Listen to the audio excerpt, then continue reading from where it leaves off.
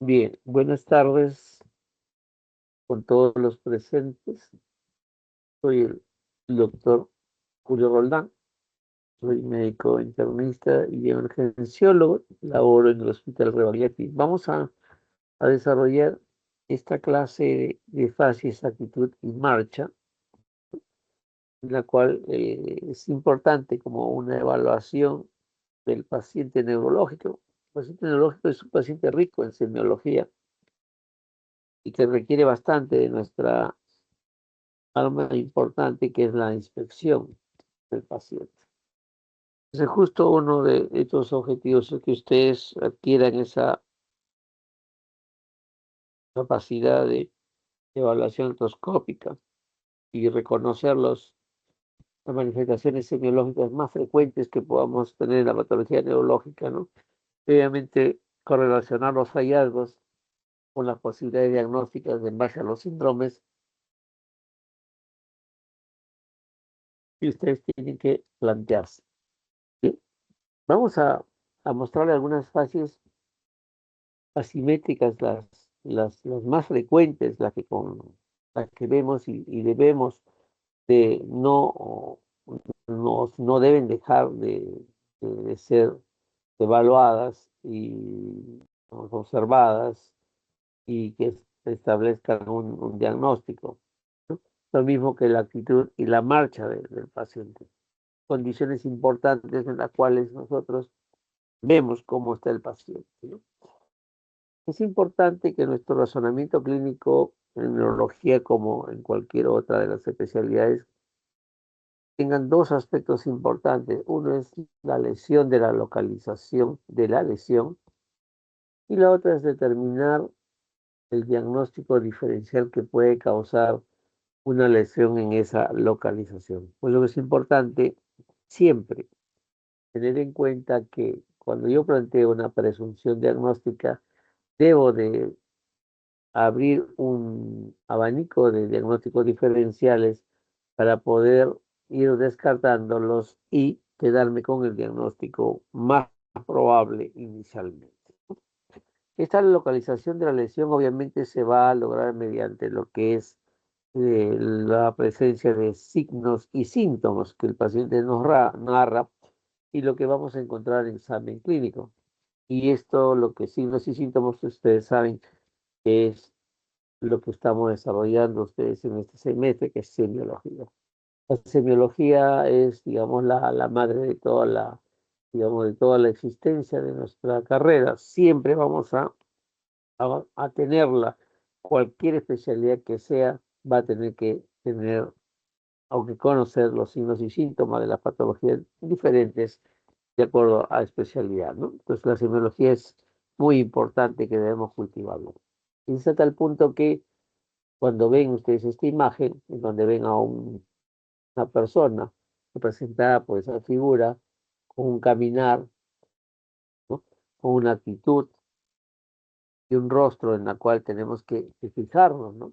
Que desde que el paciente ingresa, es un paciente que vamos mirando cómo está llegando hacia nosotros.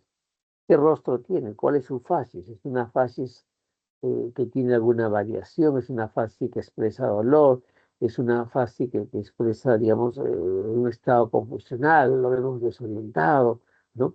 Pero a su vez, a mí, ¿cómo viene el paciente? ¿En qué actitud viene el paciente? ¿Cómo llega hacia nosotros? De repente viene una actitud antálgica, ¿no? O viene de repente con una actitud, lo que es, lo vemos en una actitud en la cual como la figura está encorvada hacia adelante y tenemos que ir evaluando cómo está la marcha. La marcha es una marcha normal, hay una marcha de repente que nos llama la atención en donde notemos que una extremidad se arrastra, la otra no, o que quizás hay una mayor elevación de la extremidad, más de lo normal, el pie cae primero, el talón cae primero, todo eso lo vamos a ir observando, ¿no? Entonces, esos son tres aspectos importantes que van digamos, a evaluar la parte de la electroscopía, ¿no? Fases, actitud y marcha. Vamos ahora a ver las fases, y estas fases obviamente nos va a reflejar lo que son los gestos de la cara, ¿no? Y en neurología obviamente es un elemento importante porque nos va a, digamos, los cambios en los rasgos fisonómicos nos va a permitir establecer un diagnóstico, ¿no? Es por eso que si yo tengo una alteración en la fase, o me parece que es una fase que no es normal, tengo que preguntar al paciente o al familiar del paciente para confirmar si es que ha notado este cambio que estamos observando nosotros. Las fases como tal pues nos van a expresar problemas de salud, estados psicoemocionales y todo eso lo vamos a realizar mediante nuestra arma importante que es la inspección. Y para eso, al inspeccionar la cara, tengo que determinar si es que es una cara simétrica o asimétrica. ¿Ok? Entonces vamos ahora con las primeras, algunas fases asimétricas, que es lo que quiero mostrarles, ¿no? Por ejemplo, acá, en esta primera, que van a notar, se van a notar que el párpado superior del lado izquierdo está caído, ¿no? O sea, una caída del párpado. Estamos hablando de lo que es tosis palpebral, ¿no? Pues usted sabe que cuando hay una tosis palpebral hay que pensar en la lesión del tercer nervio craneal, ¿no? Que es la que se encarga de inervar esta parte y obviamente nos va a dar ya indicios de que hay un compromiso oculomotor. Cuando tenemos nosotros tosis palpebral, tenemos que evaluar cómo está el ojo.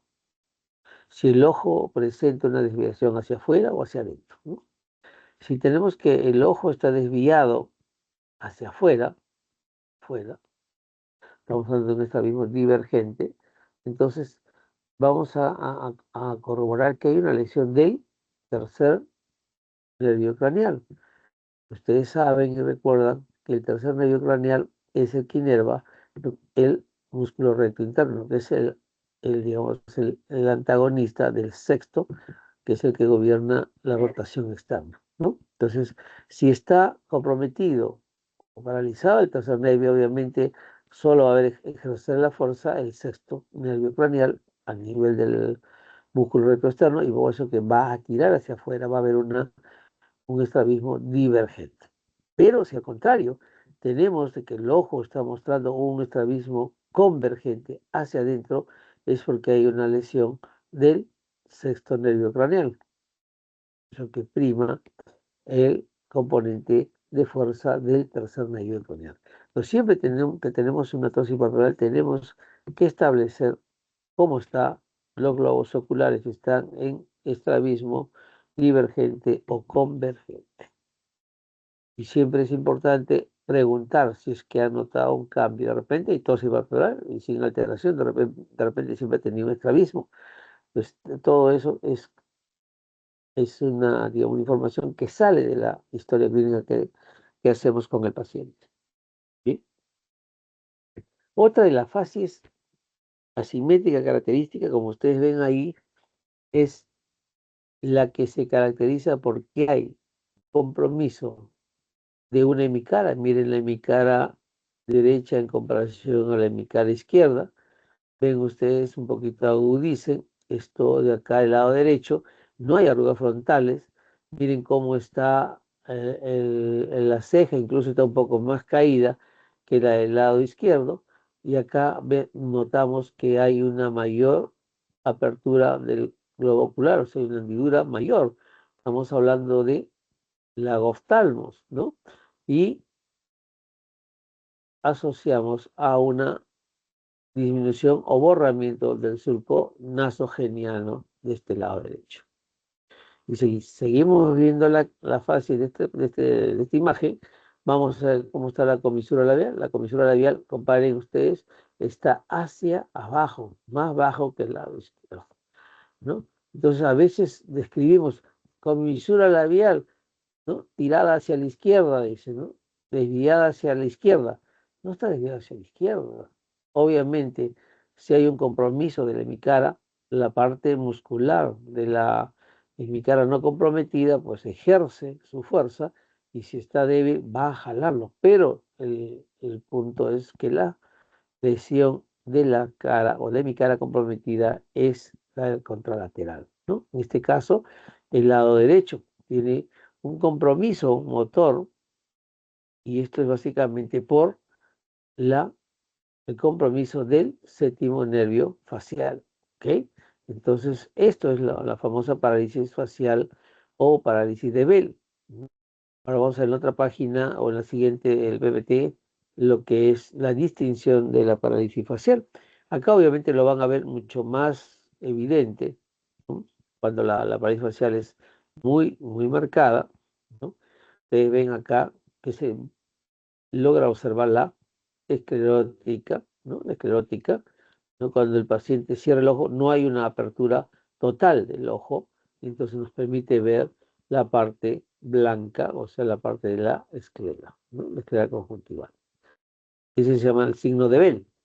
Pero si yo le digo al paciente que mire hacia arriba, voy a notar que el lado comprometido, el globo ocular va a subir más todavía, es el famoso signo de negro.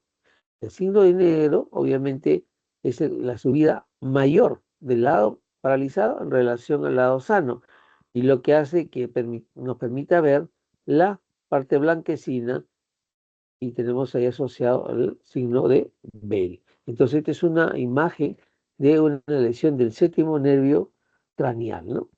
O facial. Bien, todo lo que hemos descrito acá, lo hemos hablado. ¿Ok? Bien, entonces, estas son características, pero la parálisis facial la debemos enfocarlo en dos aspectos, la periférica y la central. La periférica es una de las parálisis faciales en donde no hay problema, hacen ustedes el diagnóstico y ese paciente se va a ir a casa con la medicación respectiva. Pero si hay una parálisis facial central, sí tenemos que tomar en cuenta aspectos importantes, ¿no? La parálisis facial periférica, como dice ahí, periférica, compromete toda la hemicala, tanto superior como inferior. A diferencia de la parálisis facial central, en donde el compromiso es nuclear, obviamente, y la manifestación es en la hemicara inferior.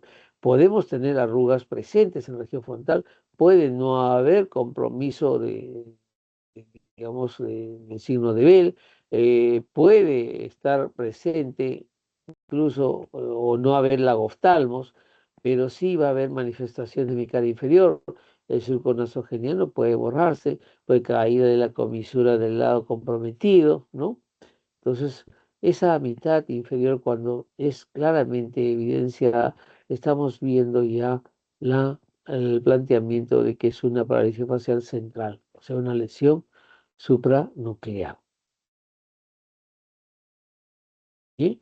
A esto generalmente se adicionan algunas características que podemos verlo, ¿no? En la cual acá es importante para seguir evaluando la fase del paciente, pedirle que sople, ¿no? Al soplar no va a poder retener el aire, ni mucho menos silbar, porque hay un compromiso del buccinador, ¿no?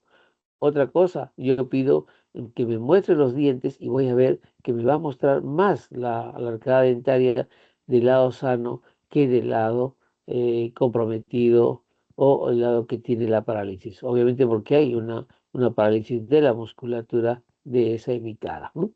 ¿Sí?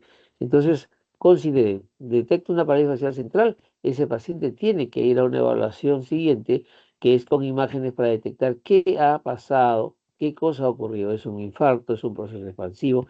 ¿Qué ha provocado esa parálisis facial central? Que es el paciente que tiene que quedarse hospitalizado, a diferencia de la parálisis facial periférica que se va a casa con su medicación. ¿Sí? Otra de las fases que es importante que ustedes reconozcan es la fase de la lesión extrapiramidal, básicamente del Parkinson. Es el Parkinson que caracteriza porque hay digamos, una fase inexpresiva, ¿no? Hay una disminución de la mímica, hay un escaso parpadeo, la mirada muchas veces se fija. En los casos avanzados, la boca está entreabierta, con saliveo, y la característica del paciente con Parkinson es que presenta una fase lustrosa, ¿no? Famosa cara de pomada por el brillo que tiene, por la seborrea facial que presenta estos pacientes. ¿Bien? Grábense porque vamos a empezar a hacer fases, actitud y marcha de patologías. Una es de la parálisis facial, otra es del Parkinson, y vamos a ver cómo es incluso toda la parte de motilidad. La lesión del compromiso de neurotransmisores, básicamente la patología más frecuente es la miastenia gravis, ¿no? Ahí vemos una característica que puede tener tosis palpebral bilateral, a veces asimétrica, generalmente es simétrica, ¿no?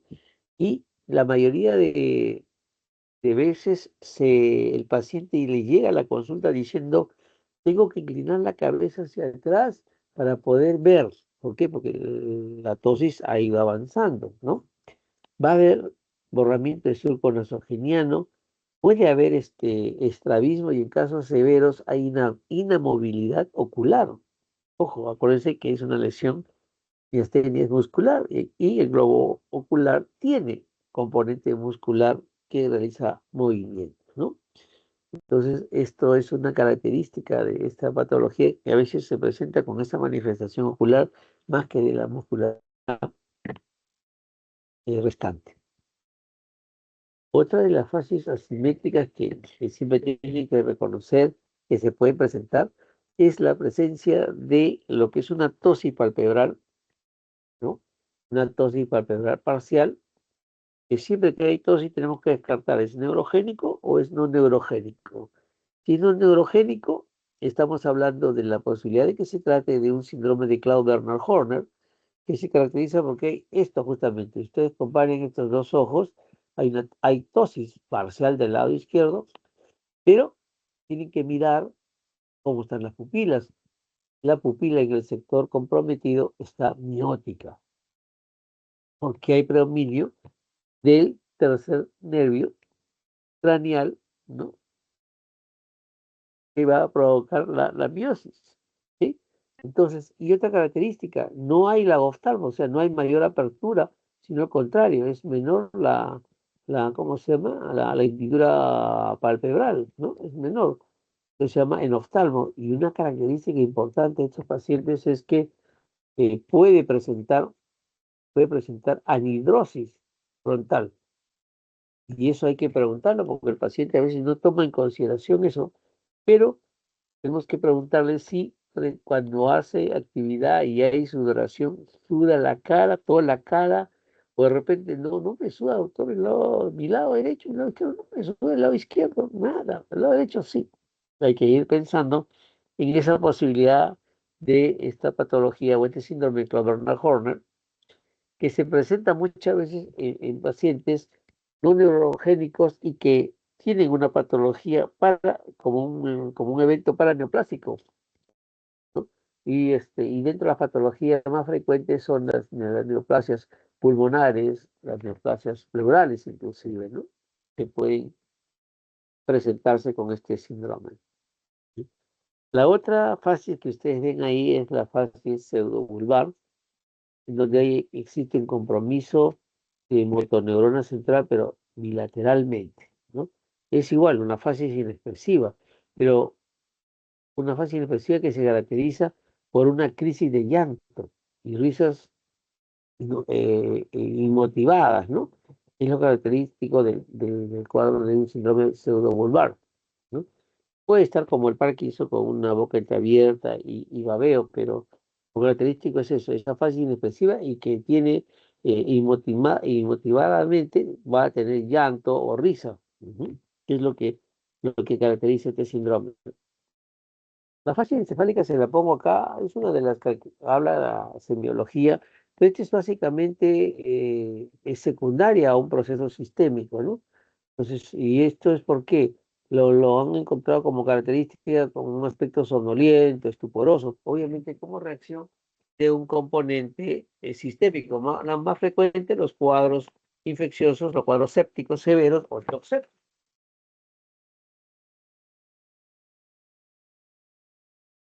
Y la otra fase que ustedes ven ahí es la fase tetánica.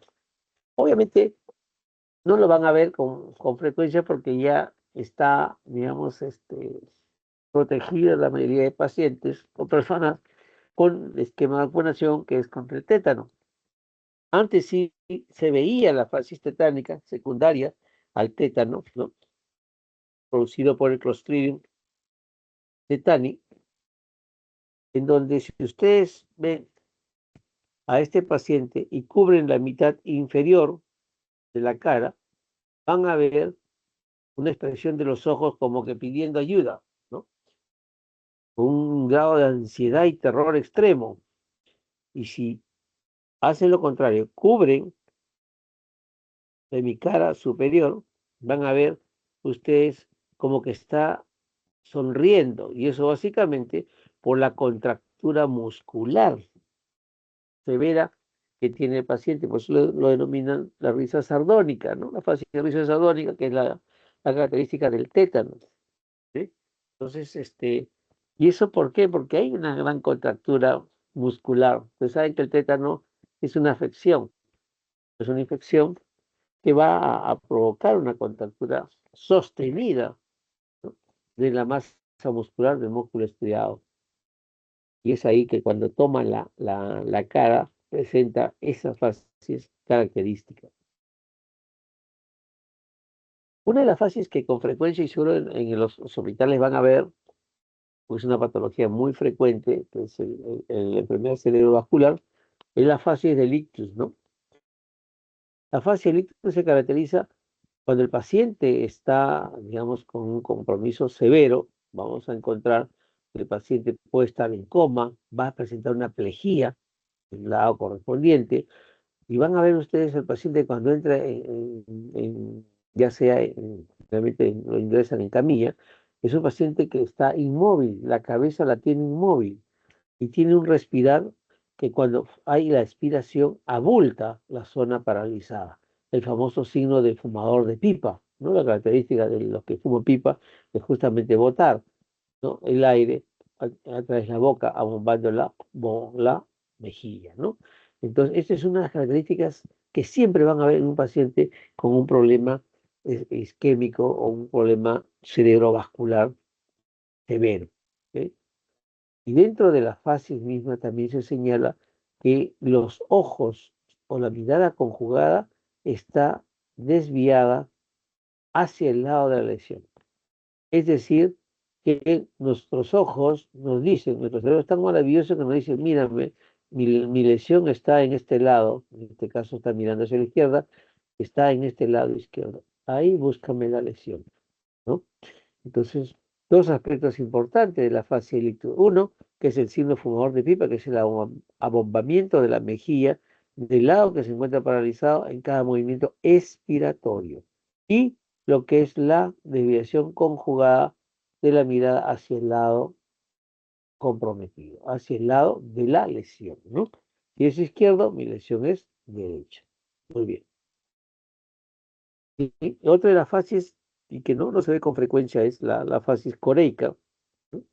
La fase coreica, que es una fase que se caracteriza la corea, la coreatetosis, que es digamos, la gesticulación constante, el movimiento muscular constante. Acuérdense que es una lesión a nivel de lo que es la región del tálamo, ¿no? Entre la rodilla, putamen, dedo estriado. En esa zona se va a presentar la lesión y va a ver los movimientos coreicos. Obviamente, los pongo acá, no conseguí el video, pero las articulaciones son bien marcadas y la persona que cuida a estos pacientes tiene que tener una destreza para poder alimentarlo en el momento que justamente no hay una gesticulación y permita, obviamente, darle a través de la cucharada y que pueda pasar o deglutir a este paciente, ¿no? La fase miopática, como miopatía de origen neurológico, cuando se presenta, y cuando hay un compromiso en la región ya fascio-escapulohumeral, va a presentar una expresión indiferente, va a haber borramiento de surcos faciales, y acá hay un característico signo del labio de tapir, ¿no?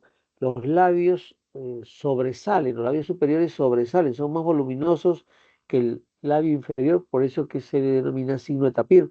Si ustedes saben Google, van a ver que el tapir se caracteriza porque tiene el labio superior más prominente que el inferior.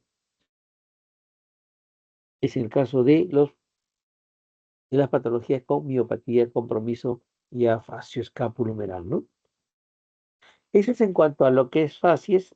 lo que deben saber, lo que tienen que tener en conocimiento. La siguiente es actitud.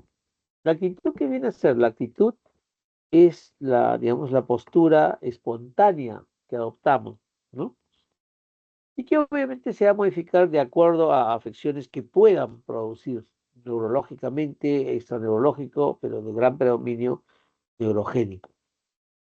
Y acá tenemos que tener patrones de actitud. Un paciente que esté en decúbito dorsal, o decúbito supino, o decúbito ventral, o decúbito prono, o decúbito lateral. Si el enfermo está en posición de pie o no está en posición de pie. O sea, de acuerdo a cómo está el paciente en el momento que vamos a evaluar, es donde vamos a describir la actitud que presenta el paciente. Algunas actitudes conocidas todavía se da, y creo que un poco más en la parte pediátrica, cuando tienen compromiso de meninges, en este caso la meningitis, la famosa actitud en gatillo de fusil, ¿no? Eso es que el niño o la persona está en decúbito lateral con extensión del cuello, como ven acá, la flexión de los muslos sobre la pelvis y de las piernas sobre los muslos, lo que da la imagen de esos fusiles antiguos que tienen un gatillo para jalar, ¿no? Por eso que se llama lo que es la actitud en gatillo de fusil, que es característico cuando hay irritación de las meninges en procesos de meningitis, ¿no? En procesos sea meningitis virales o bacterianos, ¿sí? Y acá viene la otra parte, hemos visto la facies del paciente con tétano, donde se caracteriza por la presencia de la risa sardónica, por la contractura marcada de los músculos de la cara, que simula una risa, ¿no? Viene la actitud del tétano. El tétano generalmente vamos a verlo que presenta opistótonos, ¿no? Estos opistótonos se caracterizan porque hay una hiperextensión de la cabeza, hay extensión del tronco y forma un arco de concavidad posterior con compromiso de los extensores, ¿no? Forma este arco, ¿no? Esa es la característica de los opistótonos. Recuerdo que cuando había pacientes con tétanos se tenían que colocar en un ambiente aislado, no por lo contagioso, sino aislado para evitar ruidos, incluso la luz intensa, que tanto los pequeños ruidos como la luz intensa podían generar unos estímulos y hacer esta postura de opistótono, esta actitud de opistótono, ¿no? Lo hemos visto, sí, lo hemos visto. Incluso recuerdo el caso de un paciente que estaba en camilla con sospecha de tétano y de casualidad pasó uno de los médicos y tocó la camilla, hizo un movimiento muy leve y empezó este paciente a presentar esta actitud de opistótono, ¿no? O sea que es muy sensible esta patología de tétanos cuando es severo con gran compromiso muscular. La otra que se presenta también, describen en el tétanos, es los pleurostótonos, que viene a ser hay un predominio de una mitad, ¿no? Inclina la cabeza, por ejemplo, hacia el hombro que está descendido, hay como si fuese una escoliosis, ¿no? Pero esto básicamente, y hay un tronco, lo vemos así como se ve acá en imagen, un tronco con una incurvación lateral, ¿no? Esos son los pleurostótonos, ¿no? O sea, está hacia un lado más contraído que el otro. Y los emprostótonos, que es digamos, la flexión intensa de cabeza sobre la región pectoral, ¿no? Cabeza del pecho y los miembros inferiores en contacto con el tronco, ¿no? Como se ve acá. Y decirle que lo he visto, mentira, pero sí hemos visto el opistótono. Los opistótonos en algún momento hemos visto, pero manifestación que hemos llegado a ver del tétano es básicamente los opistótonos, ¿sí? Es la actitud en lo que es la meninge, irritación meningia y lo que es en la infección por el tétano. Ahora vemos en la actitud en el paciente con stroke cerebral o con ictus cerebral o con una enfermedad cerebrovascular. Hemos visto cómo es la fases, ¿no? El abombamiento, el síndrome fumador de pipa, la mirada conjugada hacia la zona de lesión, ¿no? Y la actitud de este paciente, obviamente no viene caminando, puede venir caminando si es que hay pues una ACV menor que presenta alguna alteración, pero cuando viene con asimetría facial, como recordemos en la facies, viene con la extremidad paralizada. Ojo, el miembro superior está pegado al tronco, ¿no? Hay hipotonía, en la primera etapa de la enfermedad cerebrovascular hay hipotonía, ¿no? El miembro inferior está extendido y con una leve rotación del pie. Si está echado, lo vamos a ver igual. Y una de las características es que el lado sano, el paciente siempre con el lado sano va a tratar de coger, de coger, de coger ¿cómo se llama? El miembro afectado. ¿Sí? Es una de las características que siempre van a notar eso. Es la defensa, ¿no? Sabe que mi brazo izquierdo no funciona y con la derecha estoy que cojo para evitar que se caiga. ¿Sí? Esa es la actitud del stop. Eh, en, en paraplegias, obviamente, otra actitud es cuando hay compromiso parapléjico. Y en paraplegia hay dos componentes. El componente flácido, en donde las masas musculares están pues aplanadas, están, digamos, si está echado, vamos a notar que está sobre la cama, sobre el lecho está aplanado, aplastada, ¿no? La punta de los pies está caído, ¿no? Cuando tenemos una paraplegia flácida, paraplegia es la imposibilidad de movilizar los miembros inferiores, ojo, ¿ya? Y espástica, obviamente, cuando hay una contractura de tanto las extremidades, ¿no? Flexión de cadera, rodillas, la flexión del pie sobre las piernas. Y el mejor ejemplo que podemos ver son en los niños con parálisis cerebral infantil, ¿no? Están contracturados, tienen una inmovilización, pero espástica, ¿no?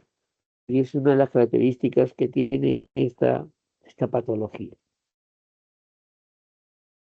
La actitud en la enfermedad de Parkinson, por eso que hemos visto la fase cara de pomada por la severidad facial del parkinsoniano, la inexpresividad, ¿no? O sea, la mímica escasa, parpadeo, todo eso. ¿Cuál es la actitud del paciente con Parkinson? La actitud significa el paciente que lo veo de pie, en posición de pie, ¿no? Y esa actitud lo van a ver ustedes en un estado de flexión, ojo, ¿no? La inclinación de la cabeza y el tronco hacia adelante, los antebrazos están en flexión y mostrando pronación, ojo, pronación. Y las rodillas están semiflexionadas, ¿no? Por eso que el caminar es bien característico de estos pacientes. Pero acá estamos hablando de la actitud. ¿Cómo está cuando lo pongo de pie al paciente? Inclinado la cabeza, el tronco hacia adelante, los antebrazos están en flexión y con pronación, y hay una semiflexión de las rodillas. Es la característica en la actitud del paciente parkinsoniano. La otra actitud importante que hay que considerar es la ataxia, ¿no? La ataxia que es sin equilibrio, ¿no? Taxia es equilibrio, sin, ataxia o la actitud atáxica es una actitud sin equilibrio, ¿no?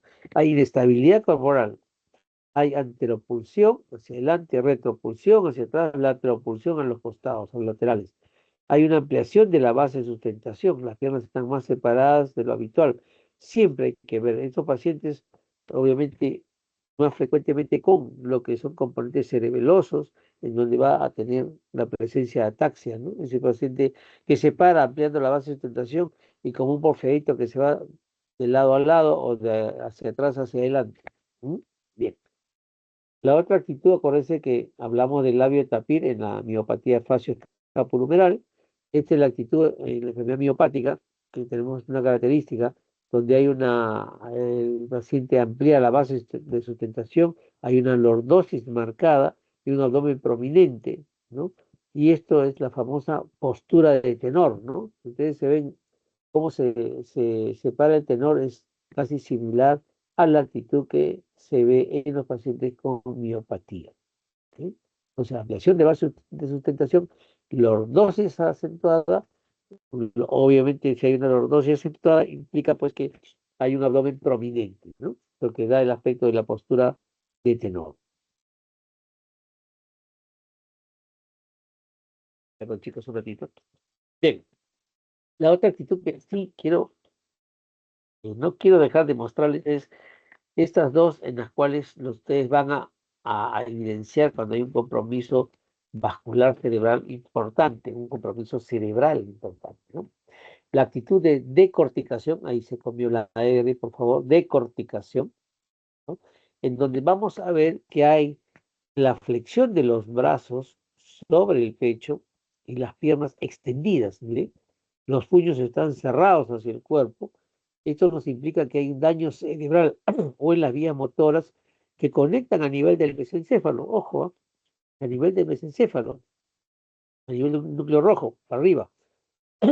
Y lo que hace que hay una pérdida del control cortical a las vías motoras, pero hay integridad del tronco encefálico, ojo, hay integridad del tronco encefálico, a diferencia de la actitud de cerebración, donde hay una extensión de las extremidades superiores y hay una pronación con extensión de las piernas y los pies apuntando hacia abajo. ¿Sí? Esto ya nos está dando una topografía de un daño profundo a nivel de troncos encefálicos. Ya debajo del núcleo rojo va a haber un daño del tronco encefálico y esto generalmente es irreversible. Irreversible. Entonces tenemos dos aspectos de corticación en donde hay una integridad parcial del tronco encefálico y en la descerebración o descerebración en donde hay un compromiso de tronco encefálico y que es severo e irreversible, ¿no? Con las características que ustedes están apreciando ahí en la actitud. Bien. Bien, ahora vamos a hacer con lo que es la marcha. Entonces, la marcha es importante porque participan lo que es el sistema nervioso central, el sistema periférico, nervioso periférico, el sistema musculoesquelético, las estructuras osteoarticulares, ¿no? La parte laberíntica que contribuye al equilibrio. Entonces, es uno de los aspectos que tenemos que explorar y que está todo a nuestra vista, ¿no? Todo y la forma como lo hacemos es el que va a determinar si vamos a encontrar alguna alteración o no en la marcha. ¿Sí? Entonces, cuando exploramos la marcha en el paciente, tenemos que explorarlo en dos aspectos, con los ojos abiertos y los ojos cerrados, ¿no? El paciente debe caminar hacia adelante, hacia atrás, lateral. Debemos hacer que si está sentado se incorpore de una silla. Y al iniciar la marcha tenemos que observar cuál es la posición del cuerpo y las extremidades, cuál es la libertad de movimiento que tiene. Ojo, ver si es que hay inestabilidad o si hay, digamos, aumento de la base de sustentación o si al caminar hay una lateralización, o sea, se va hacia un lado. Tenemos que ver cómo está, digamos, el arrastre o levantamiento excesivo de los pies. Hay que considerar si es que este paciente, cuando voy a explorar la marcha, tiene necesidad de usar un elemento de apoyo como un bastón. Todo eso tenemos que verlo para poder, digamos, tipificar bien si es que existe alguna alteración. ¿Bien? Entonces, en la marcha tenemos que hacer una exploración segmentaria, ¿no?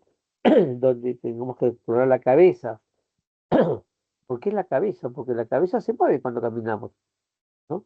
Y tenemos que ver, o se está moviendo, se está moviendo, o está rígido, ¿no? O está oscilando hacia ambos lados y no nos percatamos.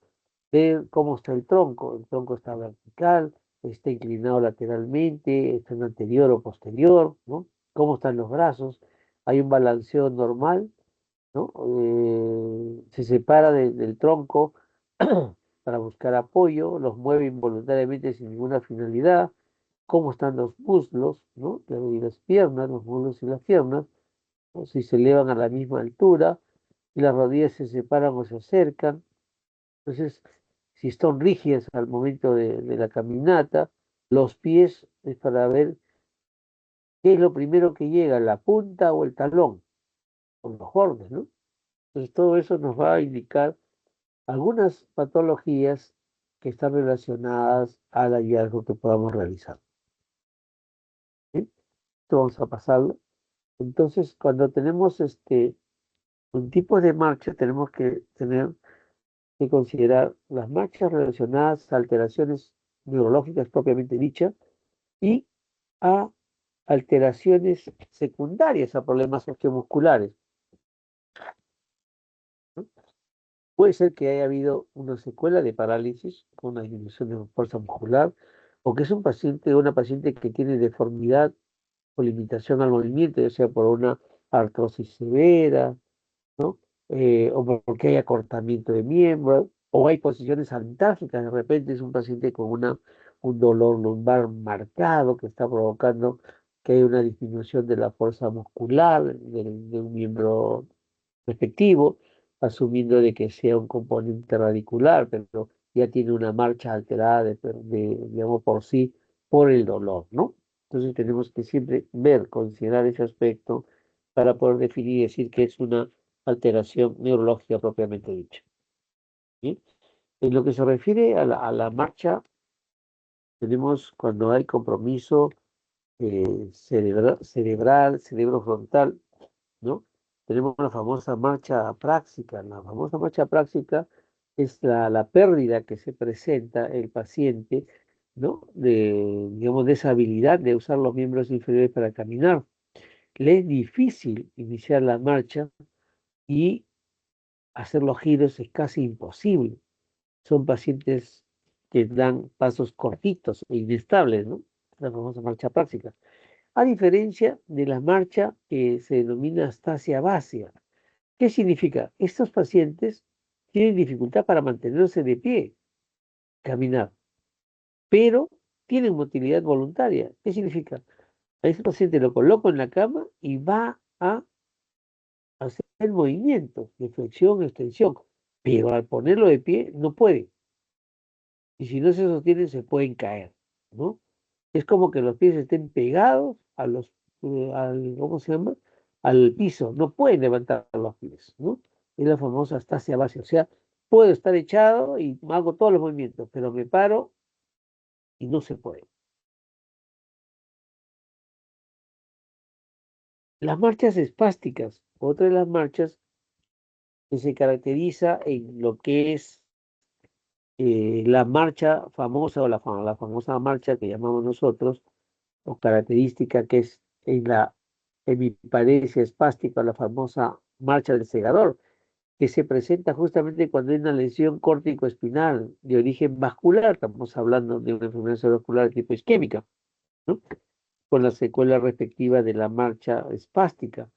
Esta se caracteriza ¿por qué? Porque es un paciente que anda en la fase resolutiva con una extremidad pegada al tronco en una flexión, el miembro inferior rígido y en extensión, ¿no? Y arrastra el miembro inferior al caminar, ojo, al caminar y levanta la cadera para dar el paso y hace un movimiento con el pie en semicírculo, lo que simula a la hoz. Ustedes conocen la hoz, que antiguamente los jardineros lo usaban para poder el jardín, o a ver si recuerdan ustedes, la hoz y el martillo, que era un símbolo del comunismo, la hoz, ese movimiento que hacía el jardinero es el que simula el paciente cuando tiene este compromiso espástico secundario a lesión córtico-espinal de origen vascular, ¿no? O sea, secundario a una ACV. En la fase espástica, cuando estamos en la fase aguda, obviamente cuando hay una hemiplegia, no van a mover, no van a ni caminar, pero en la fase ya, cuando se torna espástico, ahí es donde empieza a ver la característica de esta marcha. Vamos a ver ahora, miren, observen atentamente este video, miren, miren cómo va, este es un paciente, miren cómo está el brazo, es real este paciente, pegado, miren cómo levanta la cadera, miren este movimiento en semicírculo que hace un movimiento en semicírculo, vamos a verlo ahorita nuevamente, ¿no? Miren cómo está la mano cómo está cerrada en puño, ¿no?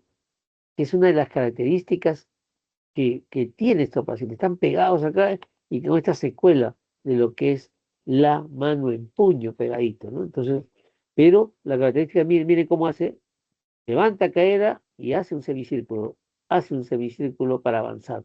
Obviamente está apoyado en el bastón, y eso es porque está en la fase de rehabilitación del paciente que ha tenido un SB de tipo isquémico y estamos frente a la secuela espástica que deja eso, ¿no?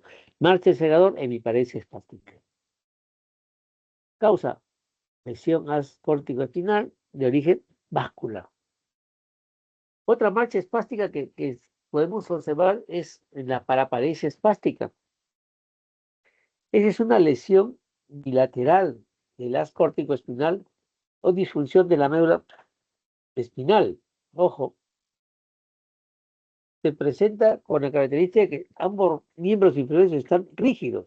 Miren acá, los muslos están en aducción, lo que provoca que las rodillas se crucen, ¿no? Y los pies con una pequeña rotación, la famosa marcha en tijera, ¿no? La paraparesia espástica, la marcha en tijera, cruza el pie derecho, el pie izquierdo, todo está pegado en aducción. Y la paraparesia espástica, ¿no? La marcha polineurítica, o la famosa marcha de Stepash, la famosa marcha equina.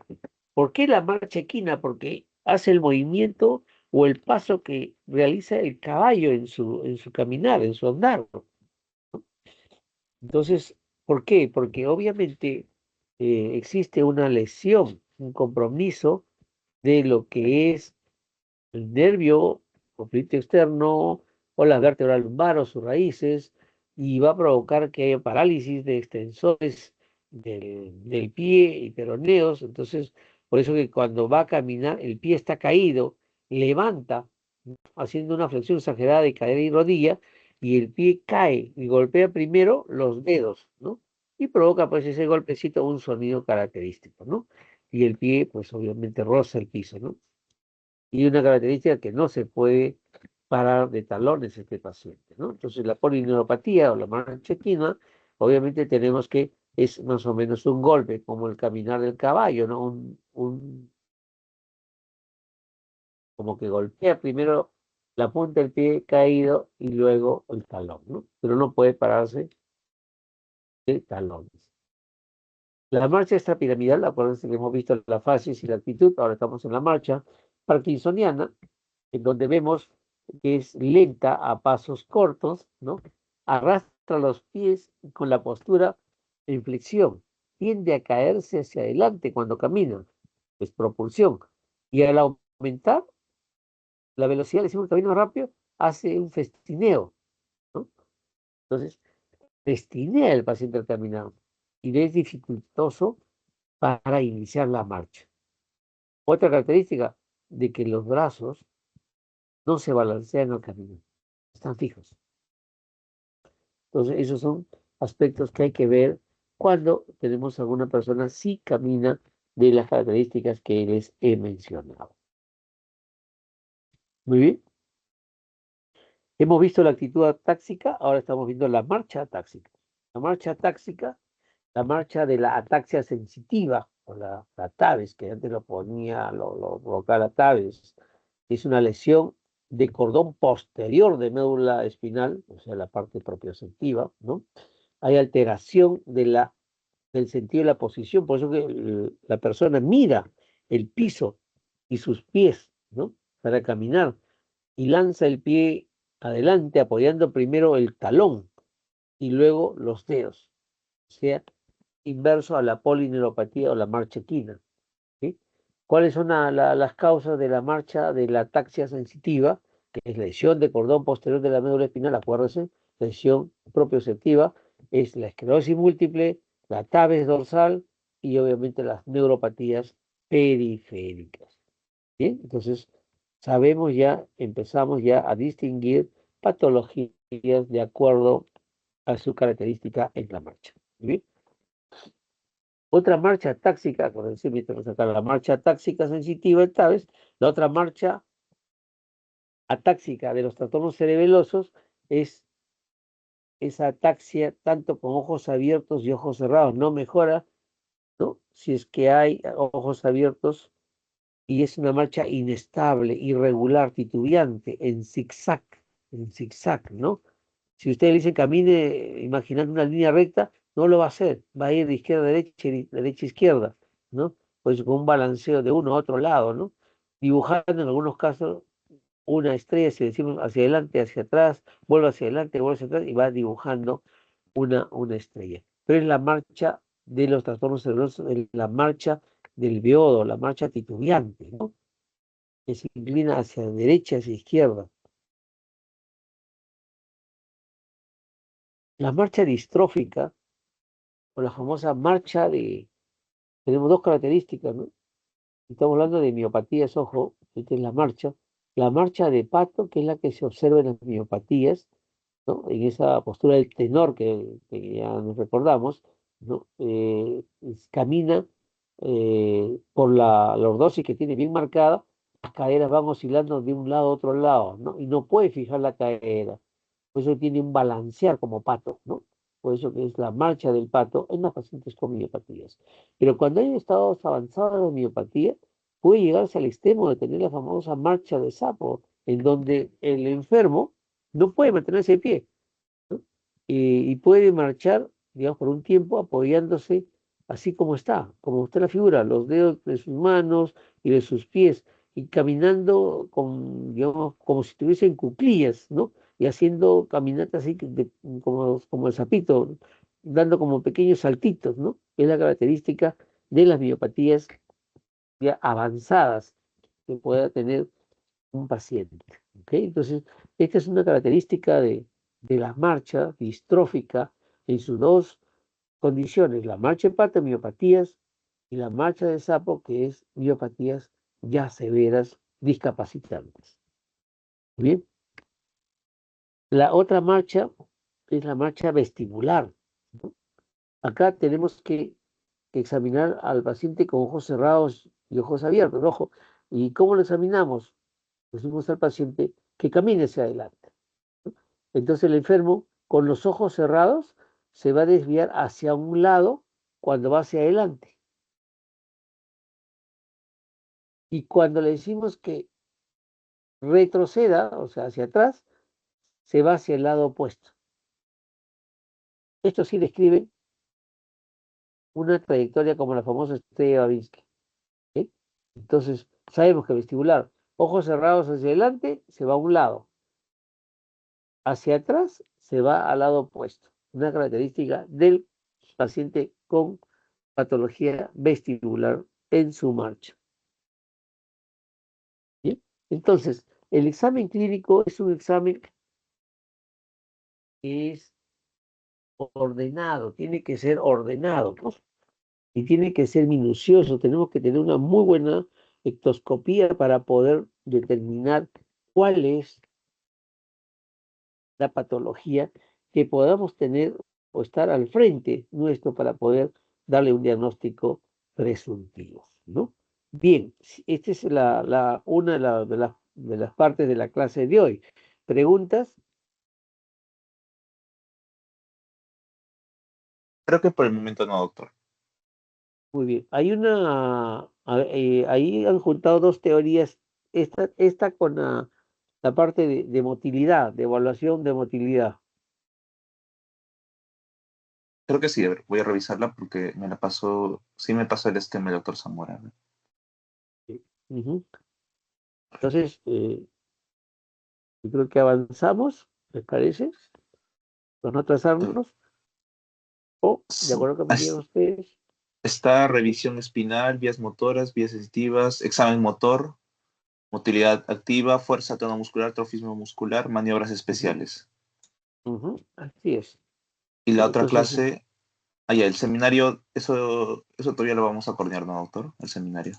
claro, el seminario sí lo coordinamos con paciencia y te voy a dar los puntos Ujú. y la característica, de repente, en este intermedio, vamos a hacer lo siguiente. Miren, lo ideal es que en el seminario todos conozcan el tema, ¿sí? Entonces Ujú. no es que yo me encargo de solo la definición, yo me encargo de la etiología, yo me encargo de la fisiopatología, y yo hago esta parte, no, o sea, todos tienen que saber. Entonces la sugerencia es de que igual los puntos, lo dividas los puntos, pero no los fragmentes. ¿Qué significa? A ver, etiología, yo hago la primera parte de etiología y hago la segunda parte de etiología. No. ¿Cuántos son en el grupo? ¿13? 13, doctor. Ya, 13, ¿no? Entonces, ustedes saben que la patología de ACV o enfermedad cerebrovascular, como se llama ahora, tenemos SB isquémicos, hemorrágicos y lo que es los isquémicos o la isquemia transitoria, ¿no? Los famosos TIA, ataque isquémico transitorio. Entonces yo creo que los puntos importantes, si vas tomando nota, es definir qué es un ACV, la clasificación del ACV, la etiología, un poquito de fisiopatología. ¿Ustedes ya han hecho fisio? ¿Ya han hecho fisiopatología? Sí, doctor. Ya. Un poquito de fisiopatología. El diagnóstico clínico, estamos hablando de cuáles son los signos y síntomas. ¿Sí? El Ujú. abordaje diagnóstico, ¿qué, qué pido, qué hago para corroborar mi diagnóstico clínico? Y tratamiento. O sea, eso es importante. ¿Por qué tratamiento? Mira, doctor, estamos en semiología. No, pero ya desde semiología tienen que saber qué cosas voy a dar, qué cosas puedo dar, ¿no? O sea, no están en la obligación, pero sí ya tienen que conocerlo, ¿no? Entonces, esos puntos yo creo que podemos hacerlo así, de repente, Nikita, Sí, eh, doctor. Ujú. divídelo en grupos, un grupo de todos estos puntos, un grupo que haga, pues, digamos, la parte del stroke isquémico, el hemorrágico y el ataque isquémico transitorio, ¿no? Porque cada uno tiene un tratamiento diferente, cada uno tiene una signología diferente, ¿no? Entonces, Ujú. como que te digo, estos son los puntos generales que tenemos que saber cómo se presenta en el isquémico, cómo se presenta en el hemorrágico, cómo se presenta en el ataque isquémico transitorio, ¿no? Entonces, yo creo que te sugiero que lo dividas entre tres, no sé si 4 4 8 12 o 5 5 4 4, ya ustedes lo deciden, ¿no? Ujú. Cosa que hacemos una dinámica. Por ejemplo, tú estás encargado del ACV isquémico. Bueno, me vas a narrar, oye, qué cosa es un ACV isquémico, cuál es la etiología probable, cuál es la fisiopatología, ¿no? Cuáles son los síntomas, o sea, el grupo que está desarrollando. Me pasas tú los datos, el grupo A que es X, Y, Z, el grupo B que es ta, ta, ta, ta, ta. Entonces empezamos a exponer y entonces yo, por ejemplo, oye, van a exponer tres, perfecto, o los cuatro, pero el resto también tiene que saber. ¿Ok? Todos Sí, tienen que doctor. desarrollar, todos tienen que saber, porque ¿cuál es la misión? De que al término del seminario todos sepan lo que es al menos SB, cuáles son, cómo diagnostico y qué hago con ese paciente. ¿Ok? Entonces, eso es lo que yo al menos le pediría. No lo desmembren, porque lo han desmembrado, lo han dinamitado en un seminario que no tenía razón, porque son puntos que ustedes tienen que saber lo más importante. Y esos son los aspectos claves que hay que cubrir. ¿Ok? Sí, doctor, está bien. Listo, perfecto. Entonces, continuamos, ¿no? Sí, doctor. ¿Qué clase me dijo que es la que sigue? Es la de motilidad. Saben Oh, está motor, bien. toda esta cosita. Sí. Está bien, doctor. Sí. Ya listo, terminamos mejor para no acumularnos de clase. ¿Ya? Ok, Sí, sí. listo, perfecto. Si se cansan, me avisan. No, doctor, estamos bien. Creo que están durmiendo, ¿ah? Vamos a ver. Muy bien. ¿Logran ver mi diapositiva, no, Nikita? Sí, doctor, sí se visualiza. Perfecto, listo. Bien. Bueno, vamos a continuar. Era una clase separada, pero lo han juntado.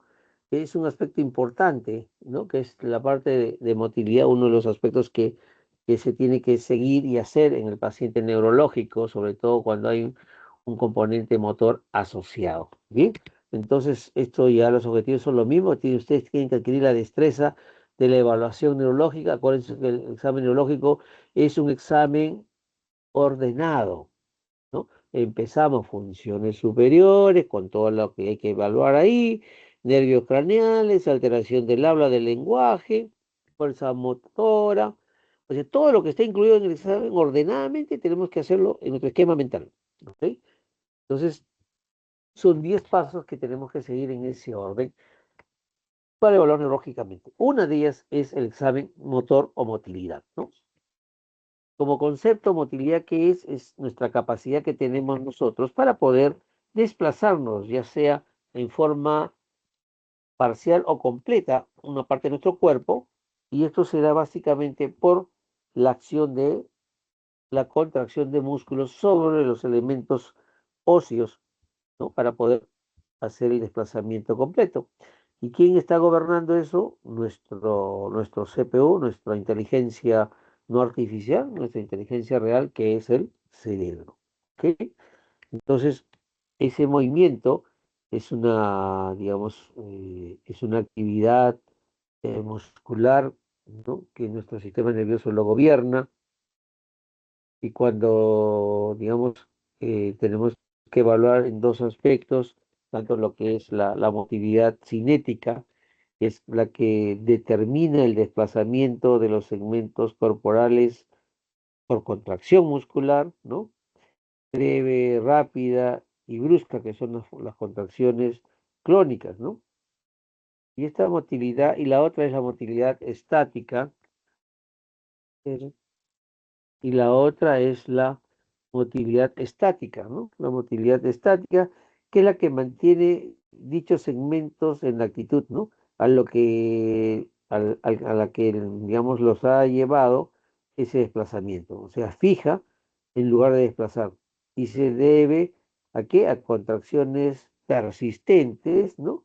Que resultan digamos, variaciones de este estado en, digamos, de acuerdo a los movimientos que he planteado yo, al tono, ¿no? Que son las contracciones tónicas, básicamente, ¿no?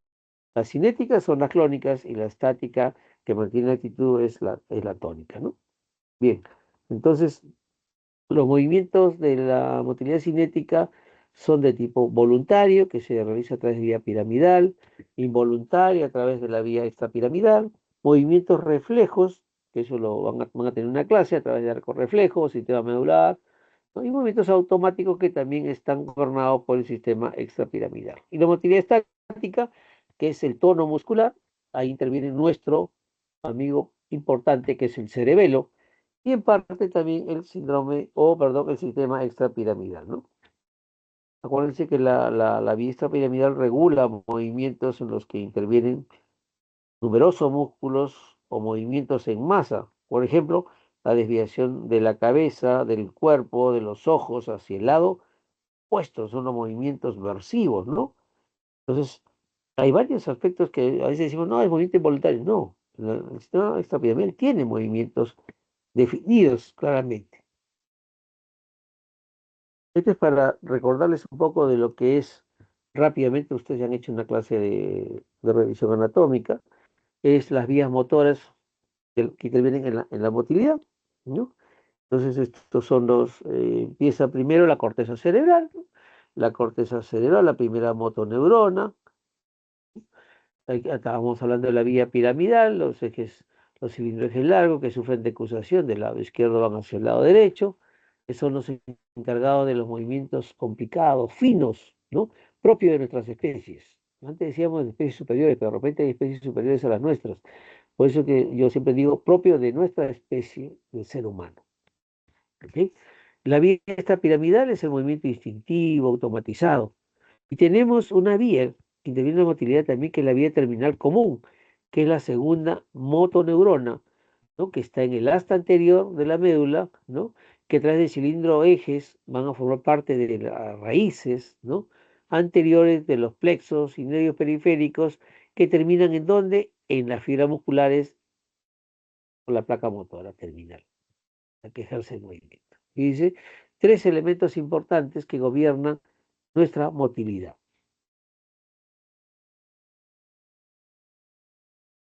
¿Sí?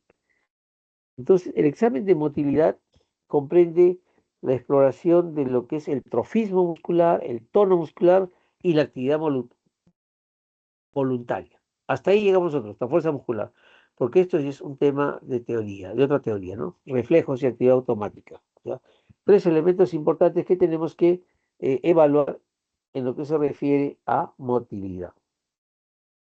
¿Sí? El trofismo. El trofismo, obviamente, es la condición normal, óptima de nutrición, ¿no? De los tejidos, de órganos, ¿no? De piel, panículo adiposo, subcutáneo, tejido muscular, ¿no? De articulaciones Y esto depende, el trofismo, de la neurona motora periférica. Ojo, de la neurona motora periférica. ¿Ya? Ese es un aspecto que no hay que olvidarse. El trofismo depende de la neurona motora periférica. En el trofismo tenemos que realizar la inspección, la palpación y acabaría la medición. La inspección, obviamente, tenemos que, el examen neurológico es comparativo. Tengo que comparar el lado derecho, el hemicuerpo derecho del hemicuerpo izquierdo, miembro superior derecho, miembro superior izquierdo. Y eso es para determinar cómo está, si hay alteraciones o no. Entonces, en la inspección podemos coger, como dice ahí en la diapositiva, yo extiendo los brazos y los miro de abajo arriba, ¿no? En forma comparativa para determinar si es que hay algo, hay abultamiento de masa muscular, hay aplanamiento de masa muscular, ¿no? Cómo están los músculos de la cara, no solamente hago extremidades, músculos de la cara, hombro, pelvis, cómo están las partes distales de la mano, la región tenar y hipotenar. Acuérdense que hay patologías que nos van a dar un estado de una atrofia marcada, que es bien característico en enfermedades neuromusculares. Entonces, la palpación, ¿cómo hago? Tengo que evaluar la masa, el contorno, la consistencia del músculo, ¿no? Y la característica que el músculo, ustedes cójanse, son semielásticos, ¿no? Ustedes presionan y vuelve al descomprimir a su posición normal. Ahí tengo que determinar si hay hipertrofia. Si hay hipertrofia son masas musculares duras, firmes, ¿no? Digamos que hacen asimetría, si es que hay asimetría, ¿no? O tengo que ver si es que hay atrofia, es una consistencia muy suave, pulposa, ¿no? O si hay un estado de pseudo hipertrofia en donde cogemos, tocamos el músculo y vamos a sentir como si fuesen esos juguetitos de plástico gelatinosos, así lo vamos a sentir, ¿ok? Y la medición, que es parte de la evaluación del trofismo, vamos a tener que hacer uso de esto. ¿Por qué? Porque si yo veo que el miembro superior derecho es diferente al miembro superior izquierdo, lo veo uno más delgado que otro, tengo que corroborarlo. Y es a través de la medición. Pero tiene que ser una medición en puntos de referencia equitativos. ¿Qué significa? Si yo noto, oye, esa parte del bíceps derecho es mucho más delgada, me parece que el lado izquierdo, vamos a medirlo. Entonces tengo que tomar puntos equidistantes, equitativos en ambas extremidades, derecha e izquierda.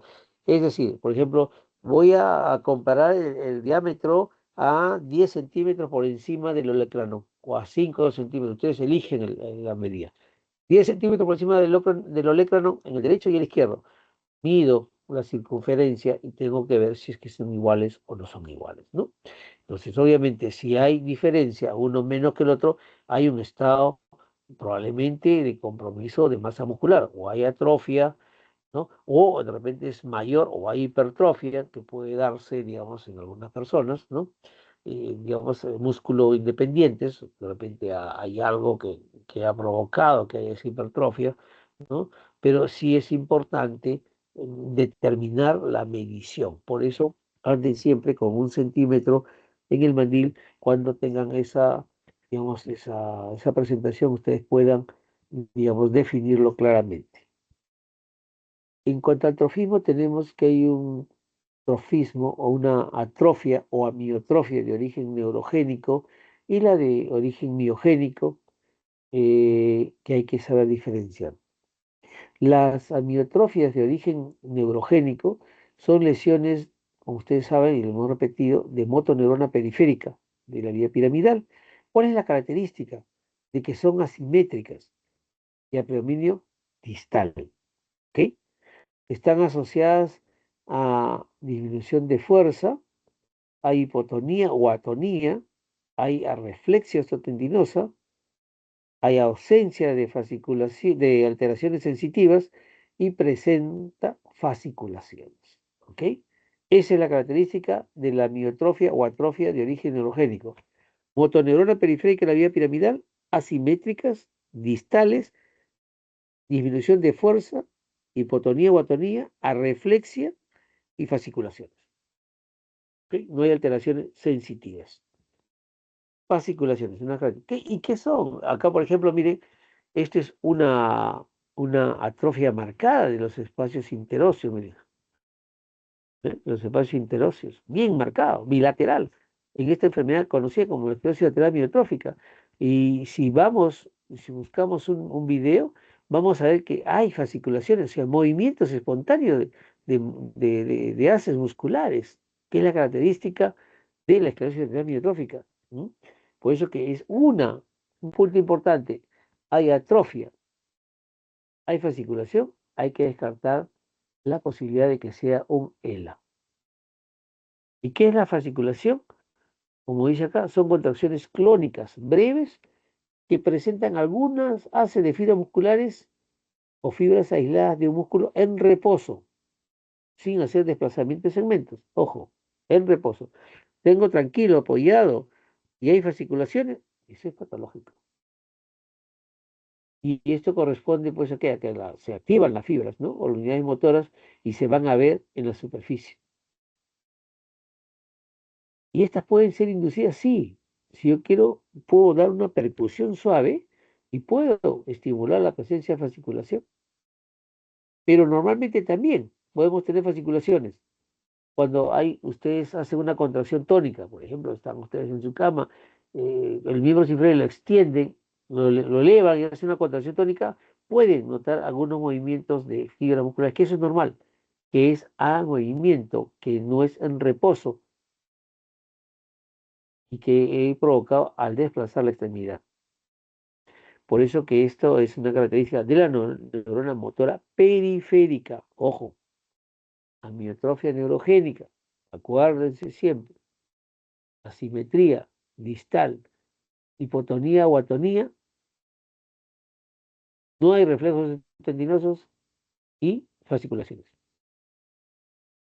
La atrofia o amiotrofia de origen miogénico, donde la debilidad es mayor que la emaciación, ¿qué significa? El hueso está, digamos, la masa muscular lo vemos emaciado, pero la debilidad es mucho más que eso, ¿no? O yo lo veo menor, pero no para que no tenga fuerza, ¿no? Entonces, a eso se refiere. La distribución de la miotrofia o la atrofia de origen miogénico es proximal. A diferencia del neurogénico, es simétrico, ¿no? Y los reflejos de tendinosos y la fuerza está en relación al grado de atrofia. Cuanto más atrofia, menos ROT, menos fuerza. No hay compromisos sensitivos, no hay fasciculaciones, hay pérdida de la respuesta idiomuscular. ¿Qué significa respuesta idiomuscular? Ustedes están en casa ahorita, vayan a su antebrazo, con el dedo medio de la mano, si están van a hacer en la izquierda con la mano derecha, golpéense al medio del antebrazo, moderadamente fuerte, y van a ver como un globito, se va a inflar como un globito. Esa es la respuesta idiomuscular. En la patología o en la atrofia de origen biogénico no presenta. ¿Sí? La miotrofia de la desnutrición, como una de las causas, afecta toda la masa muscular. Y ustedes, como dice ahí, el 40-45% del peso corporal de una persona sana es tejido muscular. ¿Sí? No hay fasciculaciones, ojo, y ese es el origen biogénico. Y la atrofia refleja por desuso. El músculo lo vemos así como que está desnutrido, demasiado, pero no hay debilidad. Y esto generalmente es una amiotrofia que acompaña a patologías articulares. Y el ejemplo más claro es de los jugadores, ¿no? Jugadores que tienen una lesión de rodilla. Ustedes, si en algún momento han tenido enyesada alguna extremidad, después que saquen el aparato de yeso 3 semanas, 4 semanas, van a comparar sus extremidades y van a ver que la que estuvo enyesada, la que estuvo con una inmovilización, es mucho menor que la del lado no inmovilizado. Es la atrofia por desuso. Pero es reversible la característica, ¿no? Es como los jugadores que tienen problema de rodilla, van automáticamente después de la cirugía o lo que hagan en la rodilla, van a posteriormente a tener una terapia física intensa para mejorar la masa muscular del cuádriceps del muslo, que es el que baja, en el que no hay movimiento. Tengo la rodilla fija, obviamente no hay movimiento muscular del cuádriceps y el que baja, y ustedes saben que ese es un elemento importante para la fuerza muscular en el deportista. ¿Okay? Entonces la famosa atrofia por desuso. La hipertrofia, la hipertrofia es, como dice ahí, el aumento del tamaño de los músculos, ¿no? Se observa en enfermedades miopáticas raras como la enfermedad de Townsend, ¿no? Y puede ser secundaria también a una actividad intensa muscular, ¿no? El mejor ejemplo son los físico-culturistas, ¿no? Que desarrollan masa muscular, ¿no? Y hay un estado de pseudohipertrofia, describen los libros, en la cual el tejido muscular es reemplazado por tejido graso. Ojo, ¿no? O sea, y es importante ustedes que sepan esto porque puede ser también, digamos, oye, hay una, parece hipertrófica, pero no es, ¿no? Incluso los estados de sarcopenia, cuando les toman tomografía del tejido, van a ver que es más grasa que el paquete muscular, ¿no? Es una de las características.